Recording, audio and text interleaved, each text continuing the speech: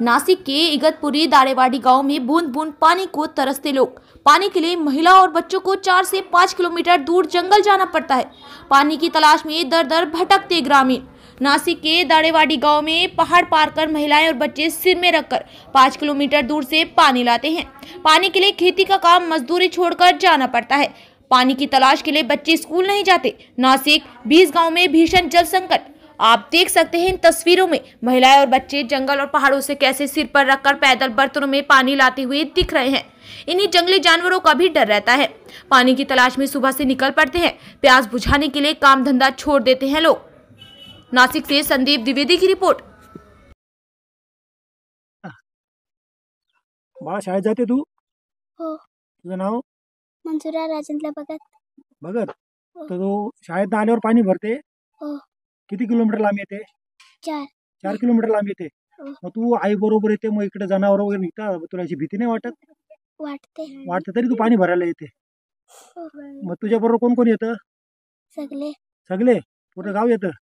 नाही. मग अर्धे नाही येत. अर्धे नाही येतं असं? हो. मग तू पाणी घेऊन गेल्यावर काय करते? अभ्यास करते? हो. तुला अभ्यासाला वेळ भेटतो? हो. नाही.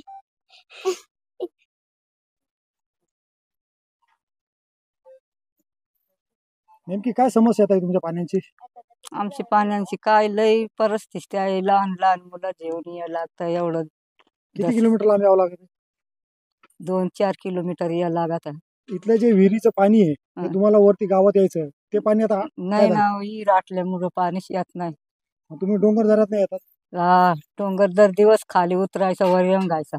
मग तुम्हाला जनावरांचं भेव नाही वाटत का? जनावराचा खूप भेव वाटू राहिला। जनावर दर दिवस दिवसा आणि संध्याकाळची आणि रात्री सगळे दिवस फिरतं। मग तुम्ही कसे असे एक एक दोन दोन येता का सगळे एका नाही, बरोबर येतात? सगळे एका बरोबर येतो। मग या की गाव मिळून ताट देतो, तशी भांडी घेऊन पाण्याला येतो। आम्हाला खूप भेव वाटू राहिला। तर आजपर्यंत कोणत्याही लोकप्रतिनिधींनी तुमचे म्हणणं ऐकलं नाही का? कोणी तर आलं नाही का? काय परिस्थिती आहे सध्या पाण्याची तुमच्या इथं? आमच्या गावात आता 2 महिने झाले पाण्याला लय टंचाई आहे।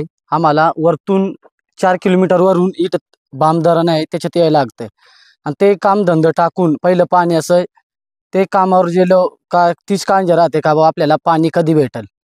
पाणी नाही आणलं तर मग आम्हाला असं एक दिवस बनाय का कामावर सुद्धा जाय वेळ नाही राहत।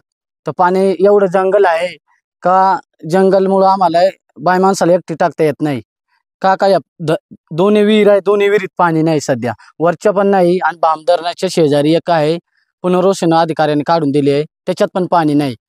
त्यामुळं आम्हाला लई पाण्याची परिस्थिती गंभीर आहे। नाव तुमचं?